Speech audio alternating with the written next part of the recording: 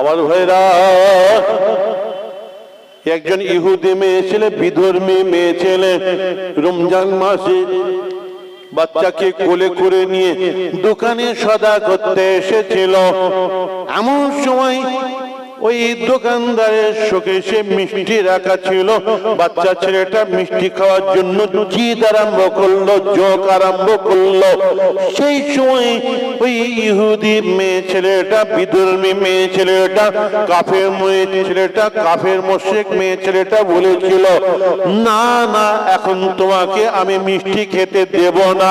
এখন মুসলমানদের রমজান মাস চলছে, সকলে সুখী আছে, আর ডাক পোকারে তোমাকে আমি মিষ্টি খেতে দেব না, বাড়িতে চলো, তারপরে তোমাকে মিষ্টি দেব।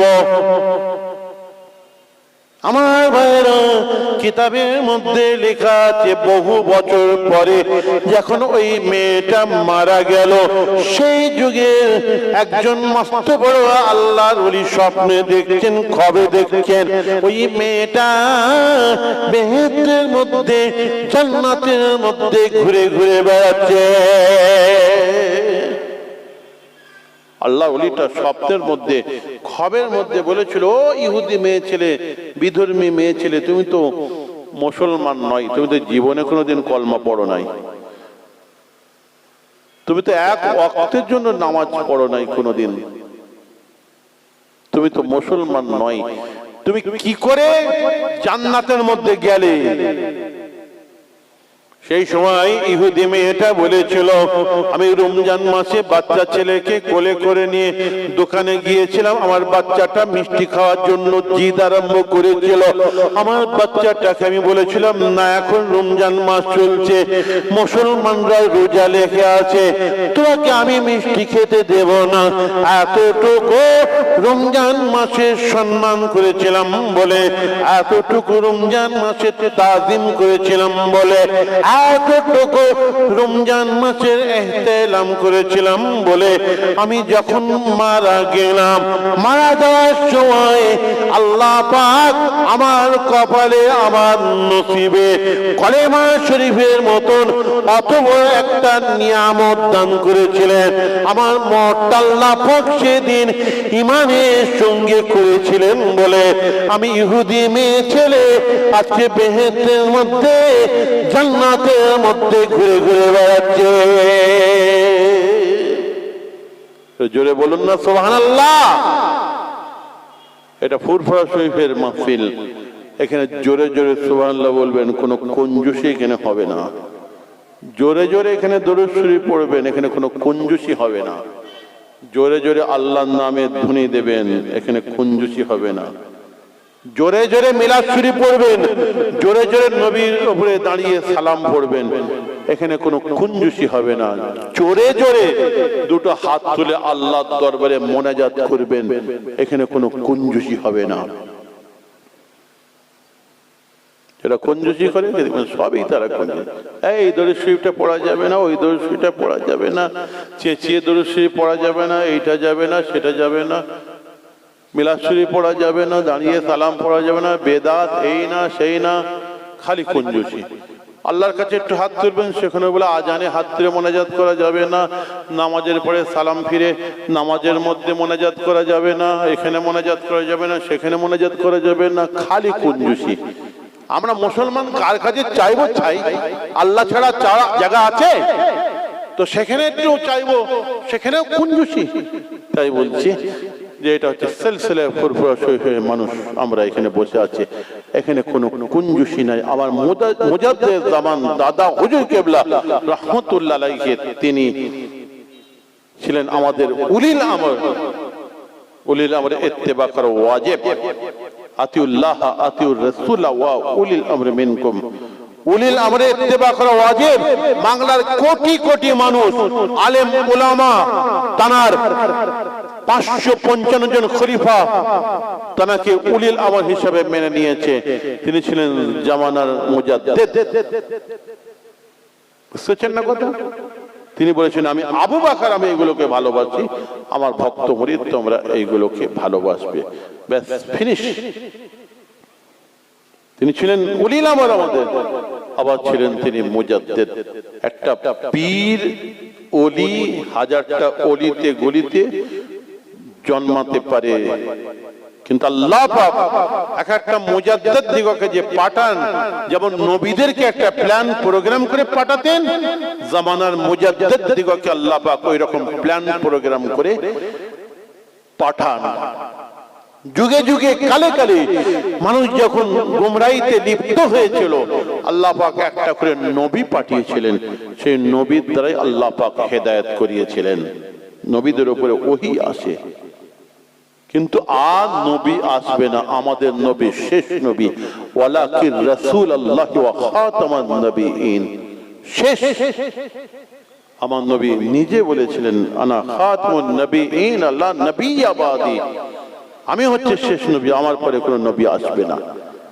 নবী আসবে না, কিন্তু যুগে যুগে কালে কালে আবার মানুষ গুমরাহিতে লিপ্ত হবে। আল্লাহ পাক নবী পাঠাবেন না, একটা করে মুজাদ্দিদ পাঠাবেন। সেই মুজাদ্দিদদের মাধ্যমে আল্লাহ পাক নবীদের মতন হেদায়েত করাবেন। বলুন সুবহানাল্লাহ। তাদের উপরে জিবরাইল মারফত ওহী আসে, আর এদের উপরে ওহী আসবে না, এতটুকুই খালি পার্থক্য। হেদায়েতের কাজটা একই রকম থাকবে। তিনি ছিলেন আমাদের মুজাদ্দিদ জামান দাদা হুজুর রাহমাতুল্লাহ আলাইহি, আমাদের বড় গৌরব। তিনি আমাদের পীর মুর্শিদ ছিলেন। তাফহিমাত ইলাহি কিতাব থেকে পড়ে জানা যায়, পড়ে আমি উদাহরণ দিচ্ছি আপনাদেরকে, এটা যেটা বোঝার জন্য যে মুজাদ্দিদ কেমন। ধরে নেন একটা মাঠে অন্ধকার জায়গায় যদি একটা অনেক পাওয়ারের যদি একটা আলো জ্বলে, ল্যাম্প জ্বলে, দেখবেন যত পোকা মাকড়গুলো অন্ধকার মাঠের জঙ্গলের পোকা মাকড়গুলো সব ওই আলোর কাছে এসে জমা হয়ে যায়। ঠিক যারা মুজাদ্দিদ জামানার ওই রকম লাইট, তারা ওই রকম আলো, বেলায়েতের আলো, ওই রকম লাইট, সেই লাইটের কাছে যত বেদাতি বেচারা, যত গোমরা দল সব এসে ওখানে সারেন্ডার হয়ে যায়। বলুন সুবহানাল্লাহ। তিনি ছিলেন আমাদের মুজাদ্দিদ জামান দাদা হুজুর রাহমাতুল্লাহ আলাইহি। বুঝতে পেরেছেন না কথা? বাংলার মানুষ যখন টুপি পড়তে জানতো না, কেবলা কোন দিকে জানতো না, লুঙ্গি পড়তে জানতো না, কাঁচা এটা ঘুরতো। আপনার আমার বাপ দাদা ইমানটাকে বুকে করে কবরে যাবে না, বেঈমান হয়ে কবরে যাবে। ইমানের অস্তিত্বের দিনে, নামাজের ব্যাপার না, ইমানের অস্তিত্বে, ইমানের অস্তিত্বের দিনে এই 100 থেকে 150 বছরের ইতিহাসে এই বাংলায় কে এসেছিল হেদায়েত করতে, তার নামটা একটু বলুন। আমাদের রিসার্চ করে দেখা হয়ে গেছে 100 থেকে 150 বছরের ইতিহাসে যদি কেউ এসে থাকেন যুগপুরুষ, আমি সেই খাজা সাহেবের আমলে যাচ্ছি না, আমি অনেক অতীতে যাচ্ছি না, আমি 130 বছর, এই 150 বছর আমি বলছি, 100 বছর, 130 বছর এর মধ্যে যদি কেউ এসে থাকেন যুগপুরুষ, সেটা অন্য কেউ নয়। হেদায়েত করতে যদি আল্লাহ পাক পাঠিয়ে থাকেন কাউকে, সেটা হচ্ছে আপনার আমার চশমে চেরাগ উলিল আমর মুজাদ্দিদ জামান দাদা হুজুর কেবলা রাহমাতুল্লাহ আলাইহি এসেছিলেন। বলুন সুবহানাল্লাহ। বাংলার জমিনে দাঁড়িয়েছিলেন দাদা হুজুর রাহমাতুল্লাহ আলাইহি। আমি আপনি রাঁধা ডালে বাগাত দিচ্ছেন দেন, কোনো অসুবিধা নেই, কিন্তু যিনি ডাল রেঁধেছেন তাকে অস্বীকার করতে যাবেন না, তখন দুঃখ লাগে। তার বাগানে করে করে খাচ্ছেন, খান না, অসুবিধা কি আছে, কিন্তু বেশি ফতোয়াবাজি করবেন না। বুঝতে পারছেন না কথা আমার ভাইরা? তো সেই মুজাদ্দিদ জামান আমাদেরকে বলেছেন, তোমরা এইগুলো এইগুলো এইগুলো এগুলো করবে। আমরা করি, আমরা জোরে জোরে তাই একটু দাঁড়িয়ে সালাম পড়ি, আমরা মিলাদ পড়ি, আবার আমরা জানাজা মানি হচ্ছে দোয়া, কিন্তু সেটা আপনি নামাজ বলতে পারবেন না, আপনি খালি দোয়াটাকে বলতে পারবেন না। তাহলে আরবা তাকবীরাতুস সালাত, তাহলে সালাত মানে তো নামাজ, নামাজও সেটা, দোয়াও সেটা, তাও দোয়া বলি আমরা, ঠিক আছে, কিন্তু এত মানুষ তো অন্যদিন আসে না, তা দাদা হয়ে গেলে বলেছিলেন একটু কাতার ভেঙে পড়াপড়ি করে একটু তোমরা ইসালে সব সবেসানি করে দেবে। আবার যখন কবর দিয়ে দেওয়া হবে তখন কবর জিয়ারত করে আবার তোমরা সবেসানি করবে, ইসালে সব করবে। কে বলতে পারবে যে আমার সবের দরকার নেই? একটা মানুষ যখন মরে যায় তার অবস্থাটা কেমন হয় জানেন? একটা সাঁতার জানে না এরকম মানুষকে যদি পানিতে ফেলে দেওয়া হয় নদীতে, তো যেমন সে একটা কাঠকুটো পেলে ধরার চেষ্টা করে, ঠিক এই রকম অবস্থা হয়। মারা যাওয়ার পরে আল্লাহ পাক আমলের দরজা বন্ধ করে দেন। তাই দুনিয়ায় আমাদেরকে পুঁজি জোগাড় করে নিতে হবে। আল্লাহ রাসূল বলেছেন দুনিয়া মাজরাতুল আখিরা, দুনিয়াটা হচ্ছে আখিরাতের পুঁজি জোগাড় করার জায়গা। এইখান থেকে পুঁজি জোগাড় করে নাও। কেউ বলতে পারবে না যে আমার দোয়ার দরকার নাই। মাইয়াতকে গোসল দেওয়ার পর থেকেই আত্মীয় স্বজনরা কোরআন তেলাওয়াত করে, তা আমরা ওই জানাজার নামাজের পরই আমরা একটু ওইগুলোকে বক্সে দিয়ে একটু সবেসানি করে দিই। আমরা একটু পড়াপড়ি করে আমরা সবেসানি করে দিই। আল্লাহ রাসূল কে বারবার বলতে শুনেছি। আম্মাজান আয়েশা বলছেন যে আমি আমার স্বামীকে একবার নয় দুবার নয় বারবার বলতে শুনেছি, মা মিন আহাদিন লা ইয়াদখুলুল জান্নাতা ইল্লা বিরহমাতিল্লাহি তাআলা। ও আয়েশা, যত ইবাদত বندگی আমল করো না কেন, আল্লাহর রহমত ছাড়া কেউ কোনোদিন জান্নাতে যেতে পারবে না। সাহাবাদিগকে বলেছেন, ও আমার সাহাবারা, তোমাদের আমল তোমাদেরকে বেহেশতে নিয়ে যেতে পারবে না, আল্লাহ রাসূল বলেছিলেন। বুঝতে পেরেছেন না কথা আমার ভাইরা? অতএব ইবাদত করতে হবে, সেই রকম মানুষ হতে হবে যারা ইন্তেকাল করলেন, ইন্তেকাল করার সঙ্গে সঙ্গে কবরের উপরে লেখা হয়ে গেল খাজা আজমি রহমতুল্লাহ আলাইহি যখন ইন্তেকাল করলেন, এমন মানুষ হয়েছিলেন, এমন ইবাদত করেছিলেন, এমন নামাজ পড়েছিলেন, কবর যখন দিয়ে দেওয়া হলো, তিনি যখন ইন্তেকাল করলেন, ইন্তেকাল করার সঙ্গে সঙ্গে কপালের উপরে আরবিতে লেখা হয়ে গেল হাবিবুল্লাহি মাতা ফি হুব্বিল্লাহ, আল্লাহ দোস্ত, আল্লাহর মহব্বতে মারা গেছেন। বলুন সুবহানাল্লাহ। জিন্নুন মিসরি যখন ইন্তেকাল করলেন, কবর যখন সমান করে দেওয়া হলো, কবরের উপরে আরবিতে লেখা হয়ে গেল জিন্নুন হাবিবুল্লাহ মিনাশ শাওকি কাতিলুল্লাহ, জিন্নুন আল্লাহ দোস্ত, আল্লাহর মহব্বতে মারা গেছেন। বুঝতে পারছেন না কথা? এরকম ওলিদের ঘটনা আছে, ইমামদের ঘটনা আছে। আল্লাহর ওলির কথা মনে পড়ে যাচ্ছে।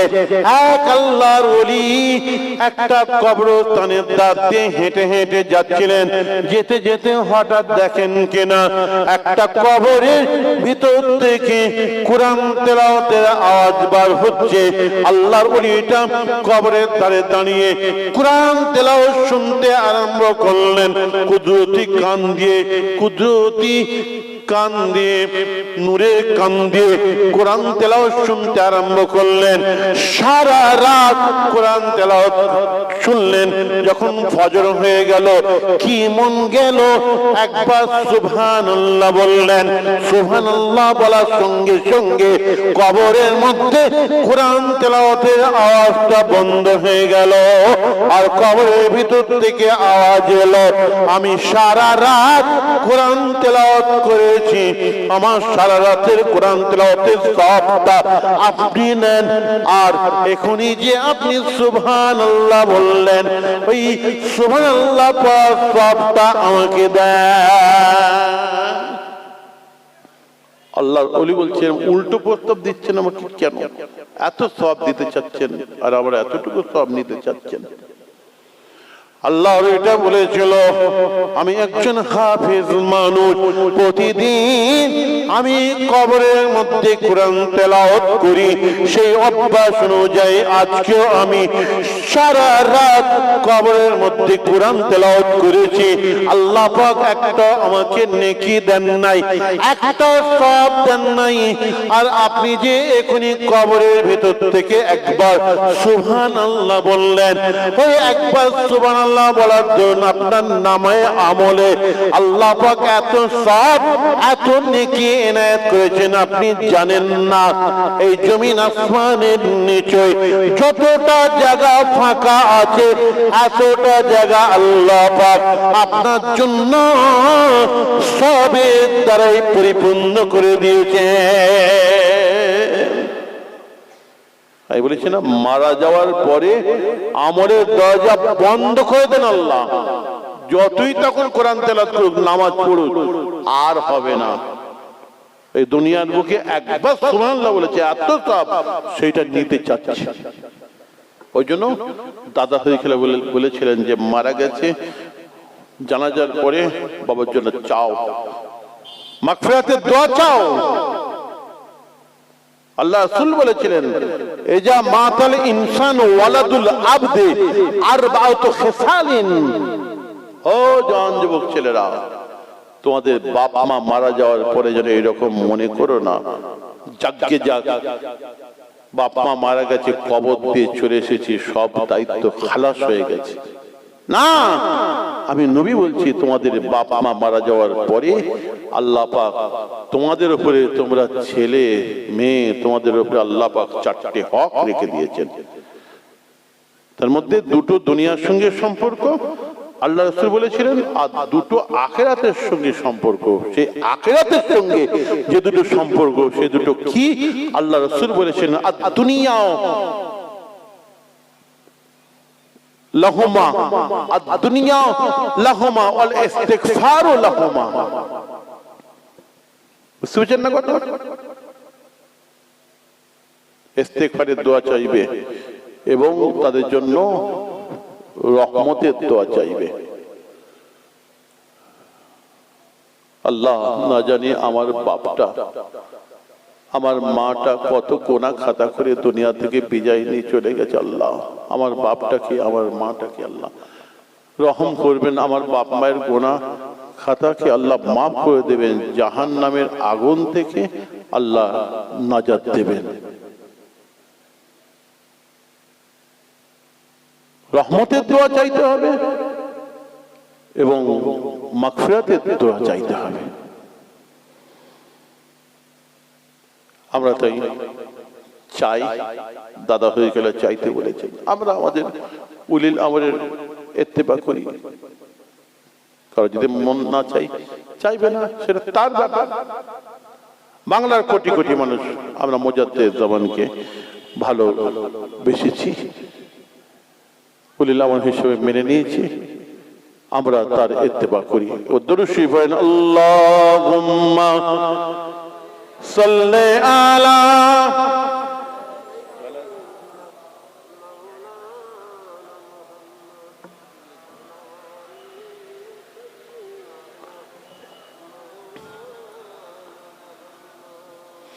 অনেকদিন এবারত বলি তো, বুঝতে পারছেন না কথা? তো এবারটা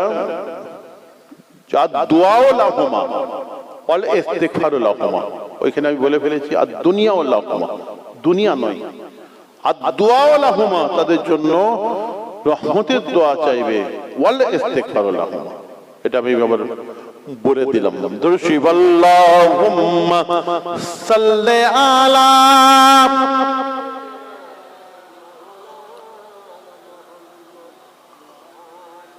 বাবা খুব মিষ্টি হয়ে গেছে, অনেক মিষ্টি হয়ে গেছে। ओ रब है जिसने तुझको, ओ रब है जिसने तुझको हमातम करम बनाया, हमें भीख मांगने को तेरा आस्ता बताया। अल्लाहुम्मा सल्ले अला।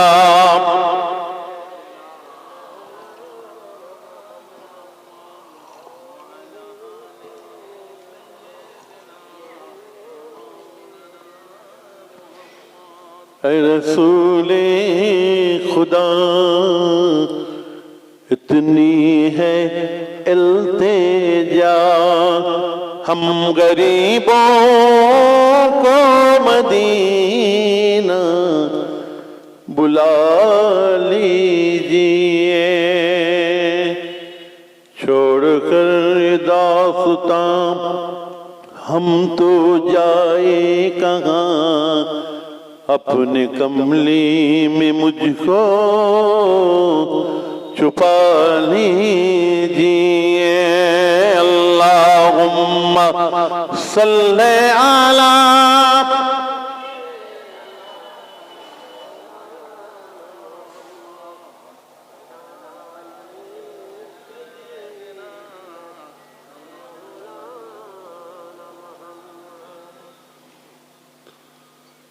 নামাজের মধ্যে, রোজার মধ্যে, কোরআন তেলাওয়াতের মধ্যে, ইবাদতের মধ্যে আল্লাহর মহব্বত থাকতে হবে।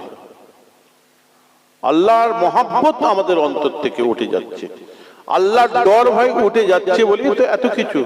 যে রমজান মাসের কথাটা যেটা আমি বললাম, বর্তমান এই আল্লাহর ডর ভয় আনতে হবে। আজকে আমরা নামাজও পড়ছি, যত রকম খারাপ কাজ করছি,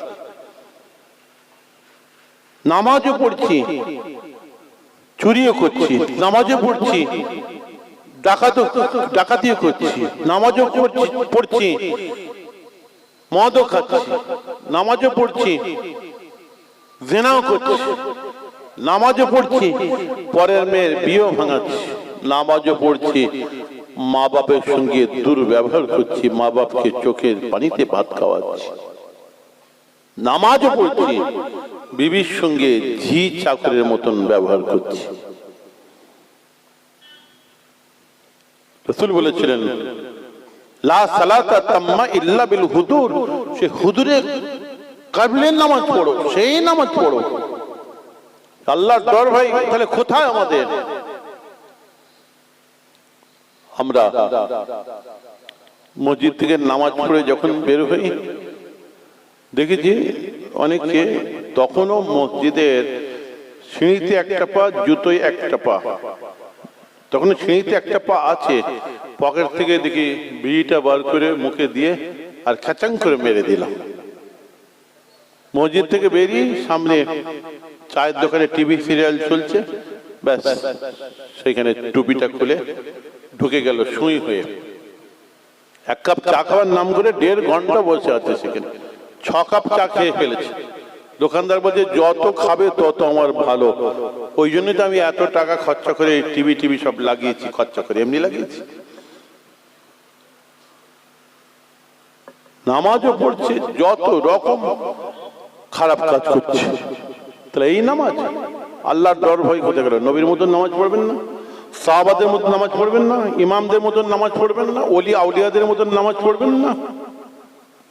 মসজিদে দাঁড়ালাম আমরা, নয়তন উসাল্লিয়া লিল্লাহি তাআলা বলে ইমাম সাহেবের পেছনে হাফ মিনিট কি 1 মিনিট, তারপরে নামাজের মধ্যে যত বিবি বাল বাচ্চা, ঘর সংসার, হাঁস মুরগি গরু বাছুর, কলকাতা হাওড়াহাট বড় বাজার গোমা হাওড়া বীরা বদর কজদেলপুর সব ঢুকে গেছে, ঢুকে যে খেচাখেচি করছে। নামাজ পড়তে পড়তে সারা দুনিয়া মন চলে গেছে, সব ঘুরছে। যখন ইমাম সাহেব সালাম ফিরে দিল, আমরাও সালাম ফিরে দিলাম। তারপরে মনে করছি কোথায় আছি, ঘরে না মসজিদে, কোন জায়গায় আছি? অন্য জগতে চলে গেছিলাম। সেই একগ্রতা আছে, আল্লাহর ডর ভয় আমাদের অন্তরে আনতে গেলে আপনাকে আমাকে তরিকামাস করতে হবে। পীরানে পীর ওলিয়া ওলিয়াদের দরবারে যে ভিতর থেকে খারাপ জিনিসগুলোকে বার করতে হবে, লা ইলাহা ইল্লাল্লাহ ধাক্কা মারতে হবে। আমার ভাইরা, আল্লাহ নবী যখন ঘরে আসতেন আম্মা জান আয়েশা রাদিয়াল্লাহু তাআলা আনহা বলছেন, যখন আমার বাড়িতে আসতেন, যখন সামনে দস্তরখান বিছিয়ে দিতাম, আল্লাহর নবী যখন খেতে বসতেন, আমি আয়েশা আমাকেও ডাকতেন, আলীকেও ডাকতেন, ফাতেমাকেও ডাকতেন, ইমাম হাসান ইমাম হোসেনকে কিন্তু ভুলতেন না। ওয়া কুলু মাল খাদেমে, এমনকি এক দস্তরখানে বাড়ির চাকর চাকরানি গুলোকে, গরিব গুরাবা গুলোকে, বাচ্চা কাচ্চা গুলোকে ডেকে হেঁকে নিয়ে আল্লাহ নবী একসঙ্গী খাওয়া দাওয়া করতেন। অন্য রিওয়ায়াতের মধ্যে লেখা আছে, অনেক সময় আমি আয়েশা একটা পাত্র করে পানি পান করতাম, আল্লাহর নবী আমার স্বামী আমার হাত থেকে পাত্রটা কেড়ে নিয়ে যে জায়গায় আমি ঠোঁট লাগিয়ে পানি পান করতাম, আমার স্বামী আল্লাহর নবী ইচ্ছাকৃতভাবে বড় ভালোবেসে সেই জায়গায় আবার ঠোঁট লাগিয়ে পানি পান করতে আরম্ভ করে দিতে। দুনিয়ার মানুষকে দেখাতে চেয়েছিলেন। আম্মা জান আয়েশা রাদিয়াল্লাহু তাআলা আনহাকে বলতে চাইলেন, ও আয়েশা, আমি নবী বলে আমার গ্রেডটা অনেক উঁচু, আর তুমি আমার বিবি বলে তোমার গ্রেডটা অনেক নিচু, তা নয়, এরকম মনে করো না। আয়েশা, তুমি আমার বিবি, আমি স্বামী। এই দেখো, স্বামী স্ত্রীর ক্ষেত্রে তুমি আর আমি এক। এই দেখো, তোমার ঝুঁটো তোমার ইঁটো আমি পান করছি, যে জায়গায় মুখ লাগিয়ে পানি পান করছো সেই জায়গায় মুখ লাগিয়ে আমি পানি পান করছি। সারা বিশ্বের কোটি কোটি মানুষকে আল্লাহ নবী শিক্ষা দিতে জানেন এইটাই, যে তোমরা বিয়ে করে এনে তোমাদের বউগুলোকে যেন কাজের ঝি চাকর মনে করো না। দেখো আমি নবী আমার কাছ থেকে দেখো আমি কত ভালোবাসছি। আম্মা জানা আয়েশা রাদিয়াল্লাহু তাআলা আনহা বলছেন, অনেক সময় আমার মাথার চুলগুলোকে আঁচড়ে দিতেন বাড়ির মধ্যে আল্লাহর নবী যখন থাকতেন। ওয়া ইউফলি রাসাহু, তবে বড় শিক্ষণীয় বিষয়, আল্লাহর নবী ঘরে আমার থাকতেন, এই অবস্থায় যখন মসজিদ নববীতে হযরতে বেলাল রাদিয়াল্লাহু তাআলা আনহু আযান দিয়ে দিতেন, হযরত বেলাল রাদিয়াল্লাহু তাআলা আনহুর আযানটা হাওয়াতে ভেসে ভেসে যখন এসে আল্লাহর নবী আমার স্বামীর কানে এসে পৌঁছে যেত, সেই সময় আমি লক্ষ্য করতাম আল্লাহ নবীর চেহারাটা সঙ্গে সঙ্গে পরিবর্তন হয়ে যেত, একটা গম্ভীর মিজাজ এসে যেত। আমার দিক থেকে মুখটা ঘুরিয়ে নিয়ে আস্তে করে উঠে দাঁড়িয়ে গুড়ি গুড়ি পায়ে হেঁটে হেঁটে মসজিদের নববীর দিকে যখন চলে যেতেন, ওই সময়ে আল্লাহ নবীকে আর আমার স্বামী বলে মনে হতো না, মনে হতো যেন কোনো বেগানা মেয়ে ছেলে। এই যে কারেন্টের মতন যে আজানটা কানে শোনার সঙ্গে সঙ্গে পরিবর্তন হয়ে যেত চেহারা, কি নামাজ ভাই! এই অবস্থায় আল্লাহ নবী সাহাবারা বলছেন, মসজিদে নববীতে এসে আল্লাহ নবী যখন নামাজে দাঁড়াতেন, আমরা আল্লাহ নবীর সঙ্গে মুসল্লি হিসাবে পেছনে দাঁড়াতাম। আল্লাহ নবী যখন নিয়ত করতেন আমরাও নিয়ত করতাম, আল্লাহ নবী যখন রুকু করতেন আমরা রুকু করতাম, আল্লাহ নবী যখন সাজদায় যেতেন আমরাও সাজদায় যেতাম। আল্লাহ নবী সাজদা যা মাত্রই আল্লাহ নবীর বুকের ভিতর থেকে একটা আজিজুন কাজিজুর রাহা, আল্লাহ নবীর বুকের ভিতর থেকে একটা কান্নার ঘড়ঘড়ানি শব্দ, জাঁতা ঘোরাবার মতন কান্নার ঘড়ঘড়ানি শব্দ আমরা শুনতে পেতাম। আল্লাহ নবীর নামাজ পড়তেন, সিজদায় যখন যেতেন জাঁতা ঘোরার মতন কান্নার ঘড়ঘড়ানি শব্দ শোনা যেত বুকের ভেতর থেকে। আমাদের তো চোখ দিয়ে পানি আসতে চাই না, গুনাহ করে করে এমন কলব সিয়া হয়ে গেছে যে কেউ মরে গেল, মৌতা বাড়িতে গিয়ে কেউ মরে গেল, চোখ দিয়ে আমাদের পানি আসতে চাই না।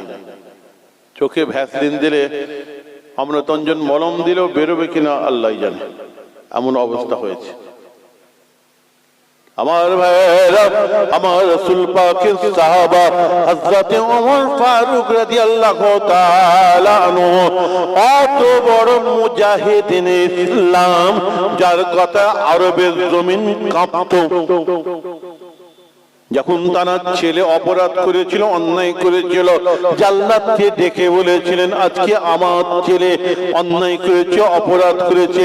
একটা সাধারণ ছেলে, সাধারণ মানুষ অন্যায় করলে তার উপরে যে শাস্তি, যে সাজা, আমার ছেলের উপরে সে একই সাজা হবে। ওর পিঠের উপরে গুনে গুনে 80টা কড়া মারো, 80টা কড়া মারো। কড়া যেন আস্তে আস্তে মেরো না। আমি ওমর দাঁড়িয়ে আছি এখানে, তাহলে আমার কড়াও তোমার পিঠের উপরে পড়বে। নিজের চোখের সামনে জাল্লাদ নিজের ছেলেকে কড়া মারতে মারতে মারতে মারতে নিজের ছেলে চোখের সামনে বুক ফেটে কলজে পেটে রক্তাক্ত হয়ে গেলেন, মারা গেলেন। বললেন ওকে কাফন দাফন করে দাও, কবরে দাফন দিয়ে দাও। দাফন দেওয়া হয়ে গেল। বললেন 80টা কড়া মারতে যে কটা বাকি আছে ওর কবরের উপরে মেরে সেই কটা পূরণ করে দাও। সেই ওমর ফারুক আল্লাহ নবীর দরবার শরীফে যখন একসময় এসে দাঁড়ালেন, আল্লাহ নবী দেখলেন কিনা ওমর ফারুক রাদিয়াল্লাহু তাআলা আনহুর কপাল দিয়ে রক্ত ঝরছে। আল্লাহ নবী বলেছিলেন, ও ওমর, তোমার কপালকে ফাটিয়ে দিল, তোমার কপাল দিয়ে রক্ত ঝরছে কেন? আমার ভাইরা, সেই সময় ওমর ফারুক রাদিয়াল্লাহু তাআলা আনহু একটু রসিকতা করে আল্লাহ নবীকে বলেছিলেন, নিজের বুকটাকে, সিনাটাকে টেনে বুক ফুলিয়ে সেই সময় বলেছিলেন, ইয়া রাসূলুল্লাহ, ইয়া হাবিবাল্লাহ, আরবের বুকে এমন কোন মায়ের লাল পয়দা হয় নাই, এমন কোন মায়ের লাল জন্মগ্রহণ করেনি যে আমি ওমরের কপাল ফাটিয়ে দেবে। ইয়া রাসূলুল্লাহ, ইয়া হাবিবাল্লাহ, আপনার একটা হাদিস শরীফ আমি ওমরের কপাল ফাটিয়ে দিয়েছে।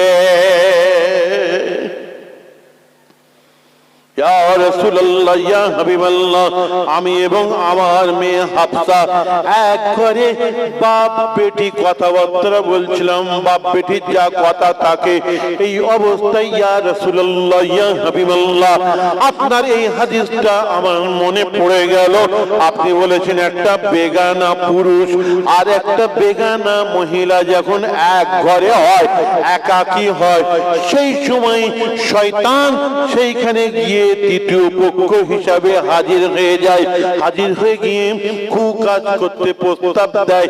এই হাদিসটা যখন আমার মনে পড়ে গেল, আমি ওই ঘর থেকে লাফ দিয়ে বের হয়ে আসার সময় ওই দরজার চৌকাঠটা আমি ওমরের কপালে লেগে আমার কপাল ফেটে গিয়েছে, আমার কপাল দিয়ে রক্ত ঝরছে। আপনার হাদিস শরীফ আমি ওমরের কপাল ফাটিয়ে দিয়েছে। সেই মানুষটা মসজিদ নববীতে যখন নামাজ পড়াতে দাঁড়াতেন, কোরআন তেলাওয়াত করতেন, এত কান্না কাঁদতেন, তারা সাথী সঙ্গীরা তারা বলতো, তারা আপনার নশিজা ওমর ফারুক রাদিয়াল্লাহু তাআলা আনহু মসজিদে নববীতে যখন নামাজ পড়াতেন, আমরাও কাতারে কাতারে কাতারে মসজিদে নববীতে ওমর ফারুক রাদিয়াল্লাহু তাআলা আনহুর পিছনে মুক্তাদি হিসাবে দাঁড়াতাম। অনেক সময় শেষ কাতারে আমরা দাঁড়াতাম।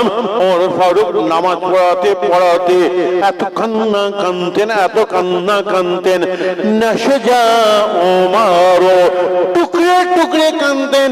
শেষ কাতারে দাঁড়িয়ে দাঁড়িয়ে আমরা ওমর ফারুক রাদিয়াল্লাহু তাআলা আনহু নামাজের মধ্যে টুকরে টুকরে কান্নার শব্দটা শুনতে পেতাম। অত কঠিন হৃদয়ের মানুষটা বাচ্চা ছেলের মতন কাঁদছেন। কি নামাজ পড়েছিলেন ভাই? ওই কান্নার নামাজ আমাদের কোথায়? ওই নামাজ তো কই দেখলাম না। চার ইমামের এক ইমাম, ইমামে আযম আবু হানিফা রাহমাতুল্লাহ আলাইহি, তারা জীবন দশায় নিজের বাড়িতে ফজরে নামাজ পড়ছেন, কোরআন তেলাওয়াত করতে করতে এত কান্না কাঁদতেন, এত কান্না কাঁদছেন, হাত্তা তারহামা জিরানুহু। ইমাম আবু হানিফা রাহমাতুল্লাহ আলাইহির কান্না দেখে গ্রামের মানুষরা দৌড়ে এসেছেন, মনে হয় ইমাম আবু হানিফার কেউ মারা গিয়েছে। নামাজের মধ্যে কান্না শুনে হাত্তা তারহামা জিরানুহু, আরবিতে জিরান বলে গ্রামকে বলে, একটা গ্রামকে জিরান বলে। এসে তারা দেখছেন কেউ মারা গেল নাকি, কিন্তু এসে দেখছেন ইমাম আবু হানিফা রাহমাতুল্লাহ আলাইহির নামাজের মধ্যে কাঁদছেন। ইমাম আবু হানিফা রাহমাতুল্লাহ আলাইহির নামাজের মধ্যে কান্না দেখে তাদের মনে এত দয়া হয়ে যেত, তারাও সব ওই কিতাবের মধ্যে লেখা আছে, খায়রাতুল হিসানের মধ্যে লেখা আছে, তারাও ইমাম আবু হানিফা রাহমাতুল্লাহ আলাইহির নামাজের মধ্যে কান্না দেখে তাদের মনে এত দয়া হয়ে যেত, এত মায়া হয়ে যেত, তারা সব কাতারে কাতারে নামাজি হয়ে যেতেন।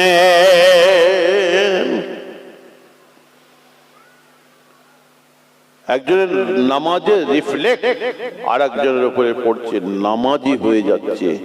এখন এত নামাজের প্রচেষ্টা, নামাজের ওয়াজ, নামাজের বয়ান, নামাজের তকরীর, নামাজের গশ, নামাজের নসিহত, নামাজের ওয়াজ, সেই ফজর বেলায় সে 11 গাছা তো 11 গাছাই, 12 গাছা হচ্ছে না। হয়েছিল কবে জানেন? যখন এই করোনা ভাইরাস এলো, তার আগে যখন ডেঙ্গু হয়েছিল, তখন দেখি মসজিদগুলো সব ভরে গেছে। এমন নামাজি বাবা, জন যুবক ছেলেগুলো করোনার সময় মসজিদ থেকে একদম বের হতে চায়নি। দুপুর বেলায় বেরিয়ে দৌড়ে বাড়িতে যে খপ খপ খপ খপ করে মুরগির মতন ভাতটা খেয়ে এসে উজু করি মসজিদে ঢুকে পড়ছে আবার তাড়াতাড়ি। বাইরে থাকলে যদি মরে যাই, বুঝলেন না? দেখো ভালো লাগলো, সব নামাজি হয়ে গেল সব জায়গায় গ্রামে, আর কোনো দুনিয়ার সঙ্গে কোনো তাল্লুক নেই, সব ওলি হয়ে গেল জন যুবক ছেলেগুলো। এত নামাজ নামাজ নামাজ নামাজ, হাওয়া উঠলো, মাশাআল্লাহ, খুব ভালো কথা। সবাই বলছে নামাজি হয়েছে। মনে মনে করছি যে লাস্টিং করবে তো, আমি তো চিনি। ও বাবা, যেই করোনা ভাইরাস চলে গেল, নামাজ মাথায় উঠে গেল। আল্লাহ বলছে তুই কি আর মুই কে। উর্দুতে কথা আছে, জাইসান কে তাইসান, শুকটি মে বাইগান। তো করোনা ভাইরাস চলে গেল, নামাজ মাথায় উঠে গেল। ও কি আল্লাহর মহাব্বতে নামাজ পড়েছিল? আল্লাহর ভয়ে নামাজ পড়েছিল? তো মরার ভয়ে নামাজ পড়েছিল, করোনা ভাইরাসের ভয়ে নামাজ পড়েছিল। করোনা ভাইরাস চলে গেল, নামাজ মাথায় উঠে গেল। হায়রে মুসলমান, আজকে যদি আমরা সেই অন্তর, সেই দিল, সেই মন তৈরি করতে পারতাম, আর চিন্তা থাকতো না। আল্লাহ বলছেন মহাব্বতের সঙ্গে নামাজ পড়ো, মহাব্বতের সঙ্গে দরুদ শরীফ পড়ো। রাসূল বলছেন মহাব্বতের সঙ্গে জিকির করো, মহাব্বতের সঙ্গে কোরআন তেলাওয়াত করো, মহাব্বতের সঙ্গে হজ করো, মহাব্বতের সঙ্গে ইবাদত করো। 3 বার হজ করে এসেছে, 3 বার। দাদা নাতনির বিয়ে হচ্ছে, কোটি কোটি টাকা খরচা করেছে। বোম্বে থেকে গায়ক গায়িকাদেরকেও নিয়ে এসেছে। যখন বিয়ে শেষ হয়ে গেল, বাড়িতে ঘরোয়া অনুষ্ঠান হচ্ছে, তো যখন ওই মেয়ে ছেলে যখন নাচছে, ড্যান্স দিচ্ছে, তখন ওই মেয়ের দাদু, দাড়ি সাদা হয়ে গেছে, 68 বছর বয়স হবে, হাজি রুমাল মাথায় দিয়ে আছে, এরকম দাঁড়িয়ে দাঁড়িয়ে দেখছে। আর কে মনে হয় বলে ফেলেছে, হাজি সাহেব একবার হয়ে যাক দেখি। জন বয়সে মানে এক চিজ ছিল, হাজি সাহেব একবার হয়ে যাক। মানে ইউটিউবে ছেড়ে দিয়েছে, তো রেকর্ডিং আছে, আমার মোবাইলে আছে, কেউ বললে আমি ঘরে বসে একটু দেখিয়ে দেবো। আবার ফুরফুরা শরীফ থেকে 25 কিলোমিটার দূরে, বেশি দূর নয়, নাম বলবো না জায়গা, তাতে নাম ডাইরেক্ট হয়ে যাবে না। তো আমি সেখানে জলসায় যে 14 পুরুষের উদ্ধার করে দিয়েছি, আমি সেখানে জলসায় গেছিলাম পাশে।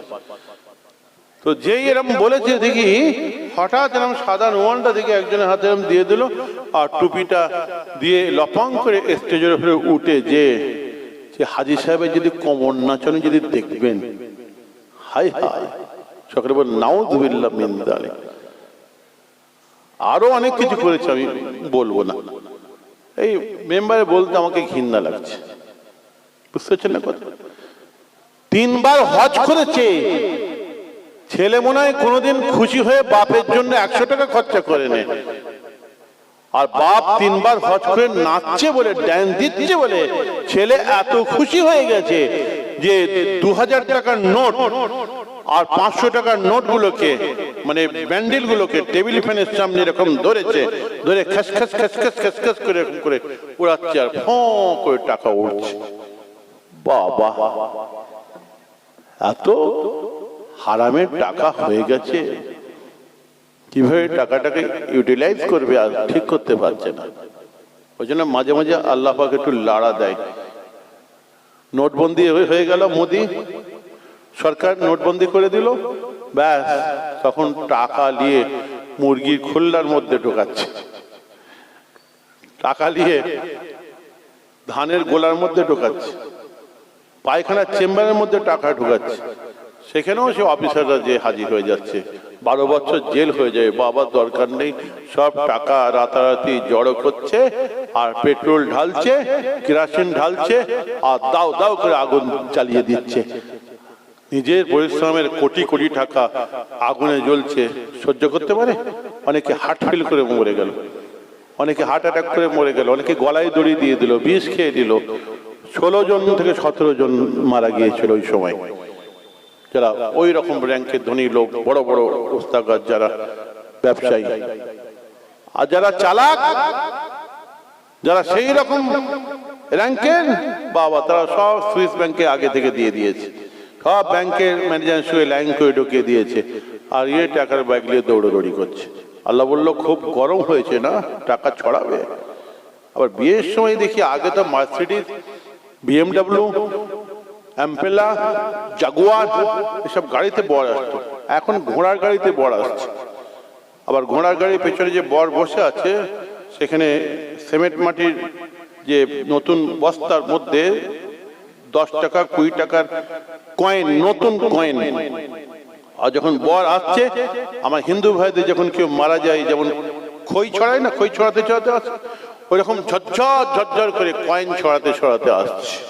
বাবা, কি ধনী লোকের বাবা, টাকা ছড়াতে ছড়াতে আসছে। আমার দাদা যান মেজো হুজুর তাই বলেছেন, বাবা টাকার গরম, পয়সার গরম, বিদ্যের গরম, বুদ্ধির গরম, নেতার গরম, মন্ত্রীর গরম, পীর সাহেবের গরম, পীর দাদার গরম, মোবাল্লেক সাহেবের গরম, আমির সাহেবের গরম, হুজুরের গরম, খলিফার গরম, খলিফা জাদার গরম, মুফতি সাহেবের গরম, গ্রামে মোড়লের গরম। এমনকি 1 হাঁড়ি দুধ চড়িয়ে দেবে, দেখবেন চুলোই ফোঁ করে উঠবে, ওর একটা গরম আছে। কারো আছে? মেজো হুজুরের ওয়াজ। ওই গরমকে মারতে হবে বাবা।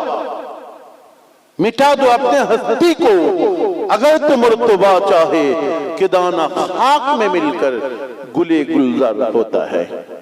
নিজের আমিত্বকে মিটিয়ে দাও যদি উচ্চ মর্তবা হাসিল করতে চাও। কে দানা খাক মে মিলকার, ফুলের দানা দেখবে আগে মাটির সঙ্গে মেশে তারপরে গাছ হয়ে গোলাপ ফুল হয়। তুমি তোমার গরম ফকরকে মিশিয়ে দাও, মাটির মানুষ মাটি হয়ে যাও পীরের দরবারে গিয়ে। তোমার মধ্যে রহমতের গোলাপ ফুল ফুটবে। মেজ হুজুর বলছেন, না হলে ওই চেঁচকো ঘাস ছাড়া আর কিছু হবে না। তো টাকার গরম। হাজী সাহেব 3 বার হজ করে এসেছে, যে আল্লাহর ডর ভয় থাকতো, আল্লাহর মহব্বত থাকতো, তাহলে কি নাচতে পারতো? আমি এটা বলতে চাচ্ছি, আল্লাহর মহব্বত, আল্লাহর ডর ভয় আলাদা জিনিস, আর হজ আলাদা জিনিস। আল্লাহর ডর ভয়, আল্লাহর মহব্বত আলাদা জিনিস, নামাজ আলাদা জিনিস। আল্লাহর ডর ভয় মহব্বত আলাদা জিনিস, রোজা আলাদা জিনিস। এর উপর দীর্ঘবার আলোচনা আছে, ওদিকে আমি যাচ্ছি না। আমি বলেছিলাম ওমর ফারুকের নামাজের কথা, ইমাম আবু হানিফা রাহমাতুল্লাহ আলাইহির নামাজের কথা, ওমর ফারুক রাদিয়াল্লাহু তাআলা আনহুর নামাজের কথা আমি বলেছি। ওমর ফারুক রাদিয়াল্লাহু তাআলা আনহুর আল্লাহ আল্লাহ রাসূলের মহব্বতের কথা আছে, এইভাবে সাহাবাদের আছে। একটা চেয়ার দেন না, একটা চেয়ার নিয়ে আসেন, একটা চেয়ার তুলে দাও।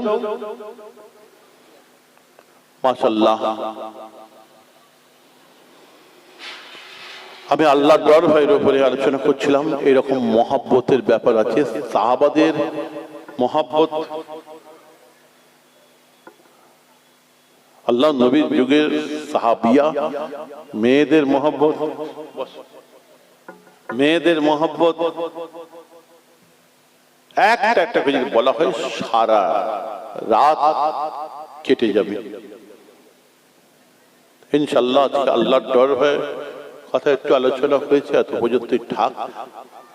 আবার যদি আল্লাহ পাক কোনোদিন মৌকা দেয়, আমি মহব্বতের উপরে সেদিন আলোচনা করব।